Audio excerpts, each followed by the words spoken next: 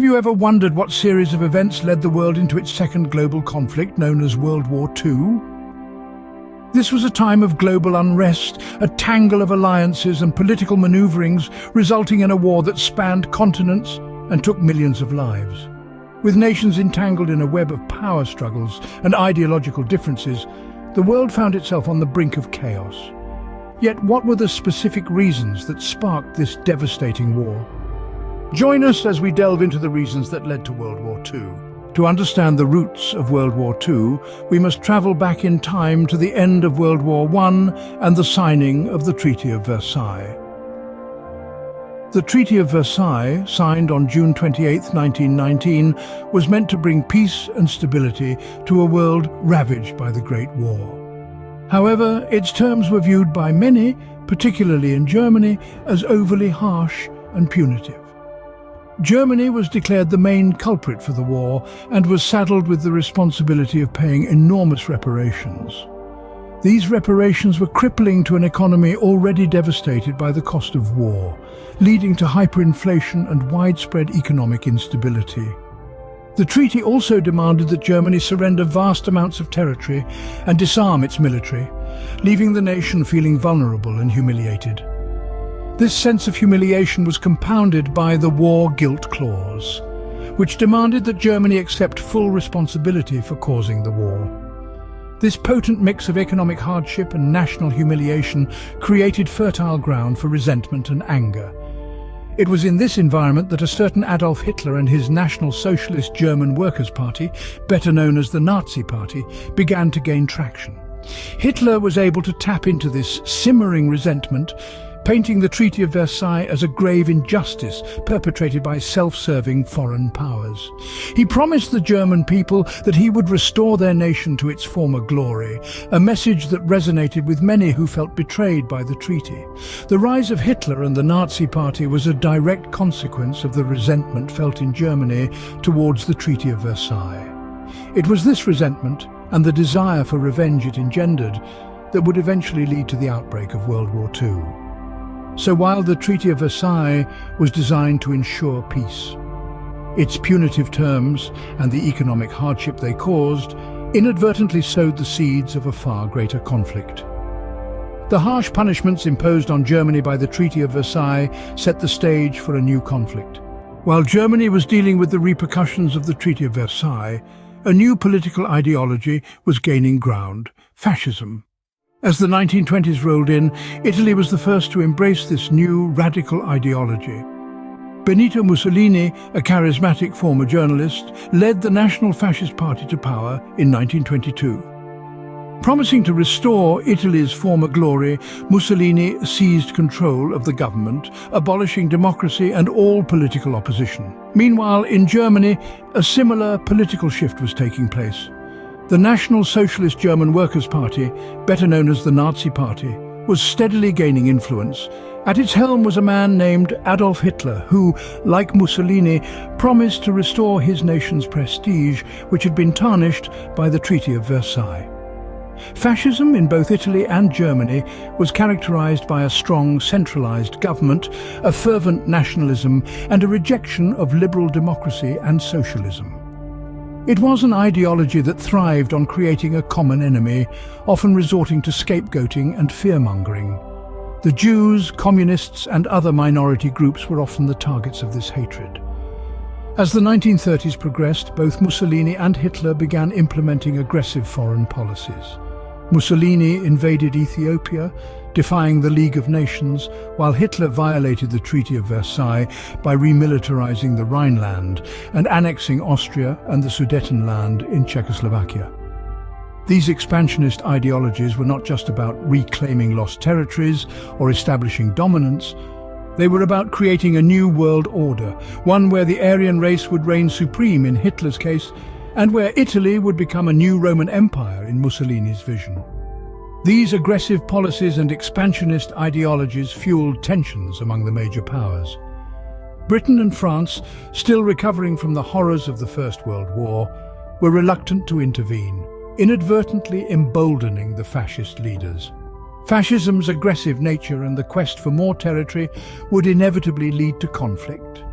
These leaders' relentless pursuit of power and utter disregard for international law set the stage for the most destructive conflict in human history, World War II. While fascism was on the rise, the rest of the world was doing its best to avoid another war. This sentiment was particularly strong in Britain and France, who, still reeling from the horrors of the Great War, adopted a policy of appeasement. This approach aimed to maintain peace by making concessions to the aggressive powers, hoping to satiate their appetite for expansion. Britain, led by Prime Minister Neville Chamberlain, believed that by allowing Germany to annex parts of Czechoslovakia, they could avoid a full-blown war. The Munich Agreement of 1938, which permitted this annexation, is a prime example of appeasement. Chamberlain returned home declaring, "Peace for our time." Little did he know, this peace was but a fleeting illusion. Across the Channel, France shared Britain's desire for peace but was more wary of Germany's growing power. Nevertheless, they followed Britain's lead, signing the Munich Agreement and hoping for the best. But the policy of appeasement was flawed. It underestimated the ambitions of fascist leaders, and rather than preventing war, it only delayed the inevitable. Meanwhile, across the Atlantic, the United States adopted a policy of isolationism. Scarred by their late entry into the First World War and grappling with the Great Depression, the US was determined to stay out of Europe's affairs. They passed a series of neutrality acts in the mid-30s, vowing to avoid entanglement in foreign wars. However, isolationism and appeasement both failed to prevent war. Instead, they may have emboldened the aggressive nations. The appeasers were seen as weak, their concessions interpreted as fear. The isolationists were viewed as detached, their indifference taken as a green light for expansion. The world's attempt to avoid war only seemed to make the inevitable conflict even worse. History would show that these policies, born out of a desire for peace, only served to feed the beast of war. And when the beast was finally unleashed, it was more ferocious than anyone could have imagined. Despite all these underlying tensions, a single event is often cited as the immediate trigger of World War II. The time was September 1st, 1939. Germany, under the command of Adolf Hitler, launched a full-scale invasion on Poland. This aggressive act was in direct violation of the Treaty of Versailles, which had ended the First World War. The invasion was swift and brutal. Despite the valiant resistance put up by the Polish forces, they were no match for the German war machine. Hitler's strategy, known as Blitzkrieg or Lightning War, involved fast, concentrated attacks aimed at swiftly overwhelming the enemy. And it worked.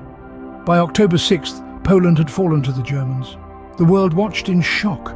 Britain and France, Poland's allies, had warned Germany that an attack on Poland would lead to war. Yet Hitler, confident in his military power and believing the Allies to be weak, went ahead with his plan. On September 3rd, just 2 days after the invasion began, Britain and France declared war on Germany. This act marked the start of World War II. The invasion of Poland was not just an attack on a single nation. It was a blatant disregard for international law and peace treaties. It was an act of aggression that shook the world to its core. The invasion of Poland was the final straw that plunged the world into its second global conflict. Looking back, World War II was not the result of a single event, but a combination of many interlinked factors. In the aftermath of the Great War, the Treaty of Versailles was a peace pact that was anything but peaceful. The punitive measures it imposed on Germany sowed the seeds of resentment and discontent, setting the stage for another global conflict.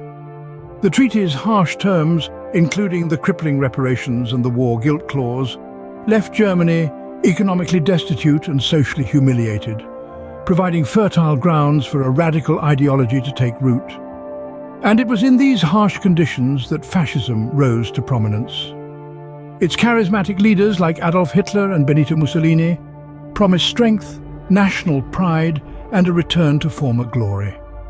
They capitalized on the sense of injustice felt by their people, turning it into a powerful force that would drive nations to war. But the road to World War II was not just paved by the rise of fascism. The policies of appeasement and isolationism played their part as well. Countries like Britain and France, still bearing the scars of the Great War, chose to turn a blind eye to the aggressive expansion of fascist regimes, hoping to avoid another conflict. Their reluctance to intervene gave these regimes the confidence to continue their aggressive policies, culminating in the invasion of Poland, the final straw that broke the camel's back. The invasion of Poland was the spark that ignited the powder keg of tensions that had been building for years. It marked the beginning of World War II, a conflict that would last for 6 long years and result in the loss of millions of lives. Understanding the reasons that led to World War II is crucial in ensuring that history does not repeat itself. Remember, those who forget history are doomed to repeat it.